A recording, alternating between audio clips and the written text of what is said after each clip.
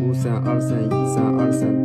Ma ilişini bilip alsanız, boralık kecha, oq ko'rmish to'rtdan to'rtlik bek chiqnaq shakl bo'ldi. Nurg'un to'dashi o'ng qo'lda beklab ketgan tinglar, ma darsini to'liq ko'rib tushunib oling. O'ng qo'l mash hozirgidek ilish chaqqa vaqtimizda bu sen arsan, yiysen arsan, sığsan arsan, yiysen arsan, liusen arsan, yiysen arsan, fusen arsan, yiysen arsan. O'ng qo'l chuqum, bosh barmoqda 4, 5, 6 ni ilisiz, ko'rsatkich barmog'ingizda 3-tarni, o'tir barmoqda 2-tarni, namsiz barmoqda 1-tarni. Başta kildi buna. Ben çıkan azmen de pekende sanak bo'yicha bu sen arsan, yiysen arsan. Astıqım ipadlab qo'ydim.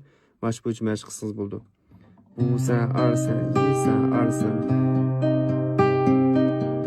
Qarmasman yüzünge ya, oldum bir vapa. Okşayman bilip bulmaz nazuk ko'nglimni. O'sha bekchaqnaq shakli bo'ldi. Berib sening so'g'uq malanga jinim. Yursan arsan, yeysan arsan degandek. Va har kuni mana shunday o'xshash gitar bilimlarini kunda yo'llab turman.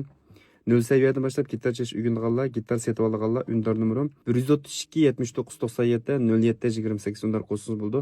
Telefon nomer qo'shilmasa, telefon nomer qo'shiladigan ekran pinin chiqatdan birisini ündar qo'shsangiz bo'ldi. Bir ta yurak besib qo'ying, qo'lingizga rahmat.